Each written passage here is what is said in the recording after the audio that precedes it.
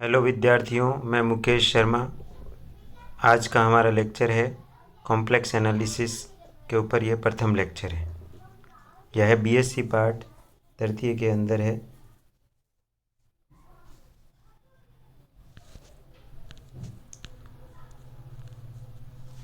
विद्यार्थियों, हम complex number से भली भांति परिचित हैं। कॉम्प्लेक्स नंबर जैसा हम ये जानते हैं, कोई भी इक्वेशन जैसे ए एक्स प्लस बी बराबर जीरो है, ए जहाँ नॉट इक्वल टू जीरो है का हल का अस्तित्व है। हमें पता है a x is equal to minus b आ जाएगा और x is equal to minus का बी बटा ए आ जाएगा। ठीक है, ये हल इसका पॉसिबल है। लेकिन बहुपद जैसे एक्स स्क्वायर प्लस वन बराबर जीरो है, ये वाला, तो अब इसके अंदर एक्स, पहले आप ऊपर वाली इक्वेशन देखो, ए एक्स प्लस बी बराबर जीरो, तो a x is equal to minus b, x is equal to minus का बी बटा ए। तो एक्स को अगर माइनस बी बटा ए आप इस समीकरण में रखते हो, ठीक है, इस समीकरण में, तो यह इसको संतुष्ट कर देता है। तो अब हम लेकिन हमारे पास में कुछ ऐसे बहुपद हैं जिनके आप कुछ भी पुट करो तो वो संतुष्ट होते ही नहीं है। एक्स स्क्वायर प्लस वन बराबर जीरो जैसे ये बहुपद है।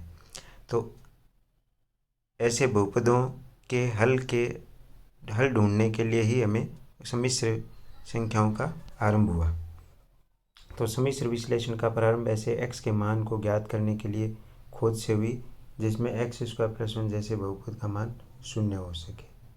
ठीक है, तो जैसे x is equal to iota रख दो, तो आपको पता चल जाएगा कि आप एक्स स्क्वायर प्लस वन, इसका मान शून्य आ जाएगा। सम्मिश्र सम्मिश्र संख्याओं के समुच्चय को सी से व्यक्त करते हैं, ये पक्का कर लो। सी इज इक्वल टू होता है आर क्रॉस आर। क्यों? क्योंकि कोई भी कॉम्प्लेक्स नंबर होगा उसकी जो शक्ल होगी वो z is equal to x plus iota y type की होगी। ठीक है, इसको आप ऐसे भी लिख सकते हो क्रमित युग्म के रूप में। जैसे z one is equal to तीन प्लस चार आयोटा है, तो इसको 3,4 लिख सकते हो। तो ये दो रियल नंबर के रूप में लिख सकते हो। तो इसके कारण इसको c is equal to r cross r से व्यक्त करते हैं। तो ये कॉम्प्लेक्स नंबर का एक छोटा सा इंट्रोडक्शन हो गया। अब विद्यार्थियों,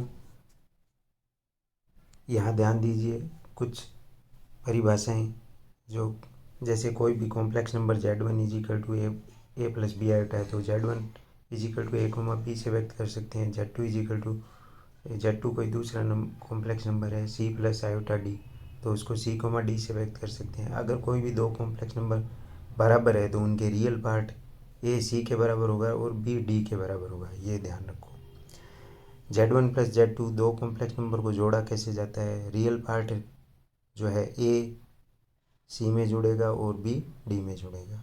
जेड वन जेड टू गुणा कर लो आप, तो आयोटा स्क्वायर को मान -1 रखोगे तो a c minus b t comma a d plus b c आएगा। आप खुद मल्टीप्लाई करके देख सकते हो। इस तरीके से आप जो है इसको आप देख सकते हो। अब हम आगे चलते हैं। एक इसमें इम्पोर्टेंट चीज़ ये है कि कोई भी कॉम्प्लेक्स नंबर होता है उसमें जेड बार जो होता है, जेड बार, उसको उसका जेड का संयुग्मी कहलाता है। और z mod z square is equal to z z bar होता है, ये ध्यान रखो। अब कोई भी कॉम्प्लेक्स नंबर है उसको कैसे रिप्रेजेंट किया जा सकता है? सम्मिश्र संख्या का ज्यामितीय विश्लेषण। कोई भी कॉम्प्लेक्स नंबर होता है, आपको पता है जेड इज इक्वल टू, जैसे कोई एक जनरल कॉम्प्लेक्स नंबर ले लिया, z is equal to x plus iota y, इसको हम एक्स कोमा वाई से भी लिख सकते हैं क्रमित युग्म के रूप में। तो इसमें देखो, सबसे पहले हमने एक्स एक्सिस बना लिया, वाई एक्सिस बना लिया। तो एक्स कोमा वाई कहाँ पर है? जैसे ये पॉइंट, लेट अस सपोज यहाँ पर पी पॉइंट यहाँ है वो, ठीक है। तो इसका तात्पर्य हो गया ये एक्स दूरी होगी और ये दूरी वाई होगी, ये ऐसे प्रदर्शित होता है। यानी कोई भी कॉम्प्लेक्स नंबर होता है उसको हम जो है एक्स वाई प्लेन में जो है पॉइंट के रूप में प्रदर्शित करते हैं, ये ध्यान रखो। इस प्लेन को सम्मिश्र समतल या ऑर्गेन्ड प्लेन या गाउसियन समतल भी कहते हैं। ये जो समतल होता है, इस समतल को ध्यान रखें, सम्मिश्र समतल कहते हैं जिस पे कॉम्प्लेक्स नंबर को प्रदर्शित किया जाता है, इसको सम्मिश्र समतल कहते हैं या आर्गेन्ड समतल कहते हैं या गाउसीय समतल कहा जाता है। इसमें ये वास्तविक अक्ष होती है, ये काल्पनिक अक्ष होती है, ये ध्यान रखने योग्य बातें हैं। कोई भी कॉम्प्लेक्स नंबर होता है उसको एक क्रमिक युग्म के रूप में लिख सकते हैं और क्रमिक युग्म को हम यहाँ पर पॉइंट के रूप में प्रदर्शित कर सकते हैं इस समतल के ऊपर। इस समतल को सम्मिश्र समतल, आर्गेन्ड समतल या गाउसीय समतल कहा जाता है।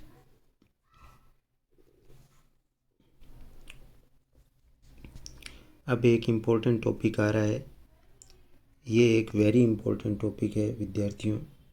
इसमें क्या किया जाता है वो देखो, ये इम्पोर्टेंट टॉपिक भी है और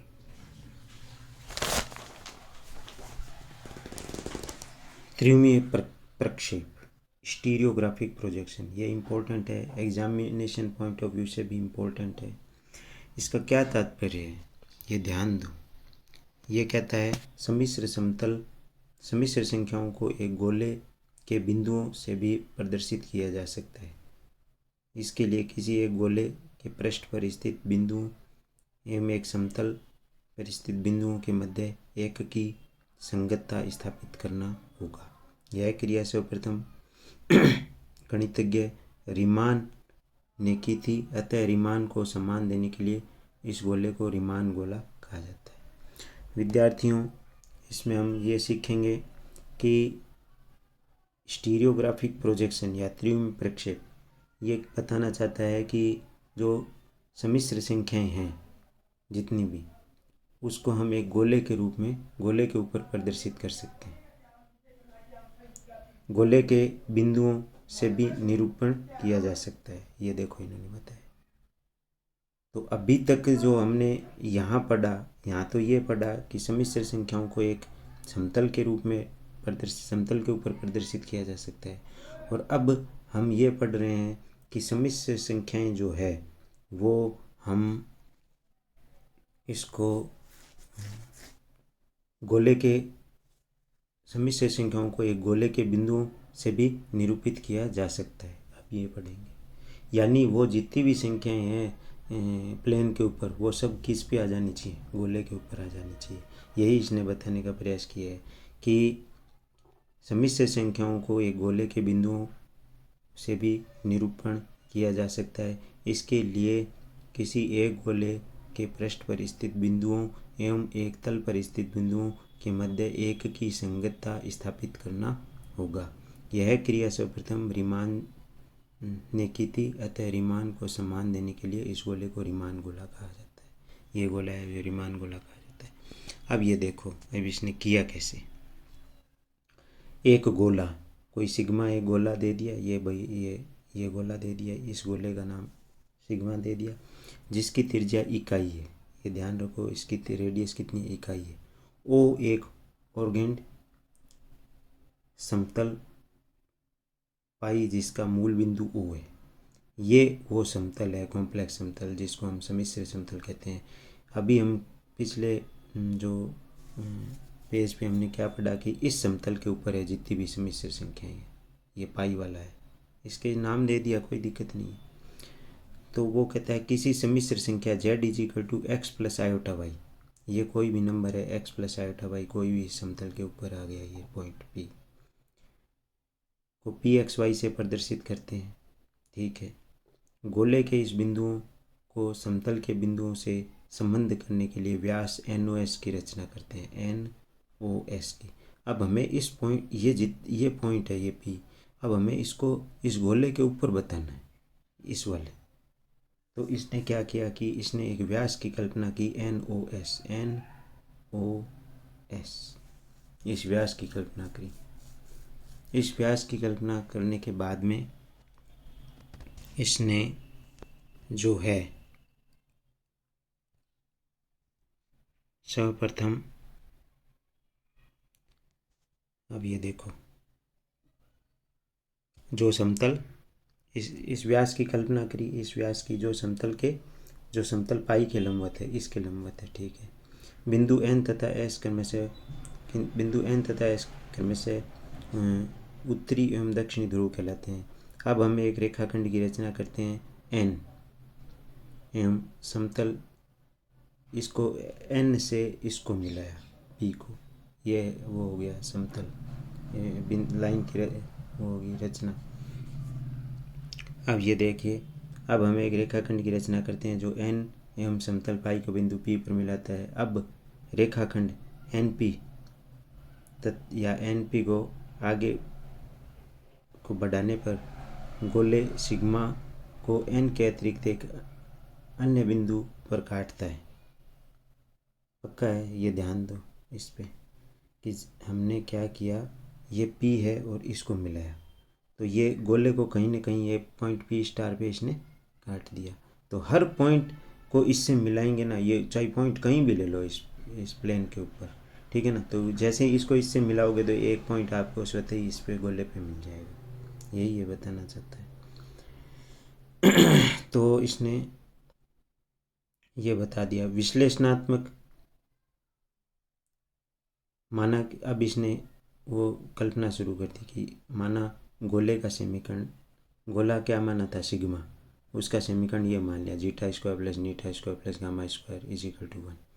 क्यों माना ये, क्योंकि इसका केंद्र तो मूल बिंदु है और रेडियस 1 है, तो ये हमने फर्स्ट ईयर में गोले के समीकरण से ये पढ़ा था। तथा प्रक्षेप समतल का समीकरण, चूँकि प्रक्षेप समतल कौन सा है बताओ, प्रक्षेप समतल ये रहा, एक्स वाई प्लेन है, तो एक्स वाई प्लेन में आपने क्या कर दिया, z बराबर 0, z बराबर यहाँ पर क्या है, यहाँ पर है ये रहा, और z बराबर 0 स्पष्ट है, ये n के निर्देशांक, स्पष्ट है n के निर्देशांक, n के निर्देशांक क्या होंगे 0 0 1 होंगे। आप देख लीजिए n कहाँ है, ये रहा, n के निर्देशांक कितने होंगे 0 0 1, क्योंकि ये z एक्सिस है, इस पे x y दोनों 0 और z एक रेडियस है तो 1 हो गया। अब ये देखिए आगे, ये इम्पोर्टेंट कैलकुलेशंस हैं। माना कि गोला है, उसके ऊपर हमें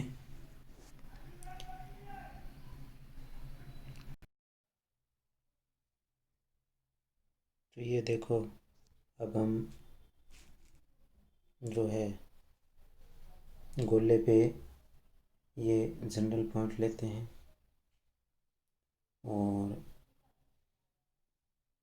उसको पी, जो पी के निर्देशांक अपने को पता है x, y, 0 है, वो कॉम्प्लेक्स नंबर है, तो एन पी डैश प्रक्षेप समतल को मिलती है। अब देखो n के निर्देशांक कितने हैं 0 0 1 है, और गोले के ऊपर जो ये रेखा है जहाँ पर गोले को कट करती है वो जीटा नीटा ये ले लिया ये पॉइंट, और x, y, 0 और सो कॉम्प्लेक्स, क्योंकि ये एक ही रेखा पर है। आप यहाँ ध्यान दीजिए, ये देखो, ये ध्यान दो n p z ये एक ही लाइन पर है, तो ये कोलिनियरिटी की कंडीशन 3D के अंदर समरेख होने का ये प्रतिबंध लगा दिया। ये प्रतिबंध लगाने के बाद में ये एक इम्पोर्टेंट चीज़ है। अब इसको आपने कोई एक ये नंबर मान लिया, चूँकि ये तीनों आपस में बराबर हैं, तो ये कोई एक संख्या मान ली कि के बराबर है, के वास्तविक संख्या है। अब परंतु जीटा नीटा ये वाला जो पॉइंट है वो गोले के ऊपर स्थित है, तो अब देखो इससे जीटा की वैल्यू निकाली एक्स के, ये नीटा की वैल्यू निकाली वाई के, ये ईटा नीटा और जीटा, ये जीटा की वैल्यू निकाल ली, सही है। जितने भी इस वैल्यू निकाल के, और चूँकि वो जो गोले के समीकरण क्या है, गोले की समीकरण देखो हमने नीचे क्या लिखी है, ये देखो ये इसके अंदर रख दी वैल्यू, ये जैसे ही वैल्यू रखी तो ये हमारे पास में ये समीकरण बन गई। इससे के का मान आ गया। के का मान आने के बाद में चूँकि देखो जीटा इजिकल टू क्या है, एक्स के यही तो है। तो ये के का मान है वो यहाँ रख दिया आपने। इसी तरीके से नीटा और जीटा ये आपने वैल्यू ये यहाँ रख के और ये पॉइंट निकाल लिए जीटा नीटा ये बार। अब ये देखिए ये पॉइंट आने के बाद में इसने ये एक अनदर फॉर्म में लिख दी भाई। जेड इजिकल टू क्या होता है, एक्स प्लस आईटा वाई होता है, ध्यान रखो। ये देखो मैं आपको बताता हूँ। ये देखो जेड इजिकल टू क्या होता है, एक्स प्लस आईटा वाई, और जेड बार इजिकल टू होता है एक्स माइनस आईटा वाई। ठीक है ना। तो ये अब इन दोनों को जोड़ोगे तो ये आ जाएगा 2x is equal to z plus z bar. तो ये देखो ये 2x को इसने जेड प्लस जेड बार लिख दिया। इस तरीके से इनको घटाओगे तो ये जेड 2y इजिकल, इनको गुणा करोगे तो ये देखो x square plus y square, ये क्या होता है मोड जेड स्क्वायर। ये ध्यान रखो ये होता है। ठीक है ना। तो ये मोड जेड स्क्वायर रख दिया सब जगह। X square plus y square देखते ही मोड जेड स्क्वायर रख दिया, ये आ गया। उल्टा ले लो तो एक्स वाई जेड का मान आ जाएगा बस। तो ये हमारे पास में ये 3 स्टीरियोग्राफिक प्रोजेक्शन है। अब ये एक और इम्पोर्टेंट क्वेश्चन आता है इसमें, ये देखो खुद ही अपने आप को बताता है कि ये कितना इम्पोर्टेंट है। ये देखो त्रिम प्रक्षेप वृत्तों को वृत्तों या सरल रेखाओं को त्रिम प्रक्षेप वृत्तों को वृत्तों या सरल रेखाओं में प्रक्षेप करता है। तो ये कोई भी हमारा क्या है, गोला एक समतल का प्रतिच्छेद है, माना रीमान गोला ये है। ठीक है ना। कोई वृत्त निम्न इकाई गोले तथा एक समतल का प्रतिच्छेद है। तो सबसे पहले इसने क्या बात बताई है कि जो त्रिविम प्रक्षेप में है ना, वृत्त या तो वृत्त में प्रक्षेप होता है या सरल रेखा में होता है। तो इसने क्या किया कि सबसे पहले माना ये कोई गोला है सिग्मा, पर कोई वृत्त इकाई गोले एवं समतल का प्रतिच्छेद है। वृत्त कैसे हम प्रदर्शित करते हैं, फर्स्ट ईयर के अंदर हमने पढ़ा था कि कोई भी वृत्त होता है वो एक गोला और एक समतल का प्रतिच्छेद होता है। तो ये वो गोला है, ये वो समतल है। प्रक्षेप का शीर्ष वापस वो उस गोले की कल्पना करो, n00 है। किसी बिंदु P स्टार के निर्देशांक जीटा नीटा जीटा है तथा इस बिंदु के समीपवर्ती बिंदु XY0 है, वो नीचे आ गया जहाँ पर ये इसको काटता है। ये ध्यान दो। अब ये ध्यान दो इसने क्या बात बताई है।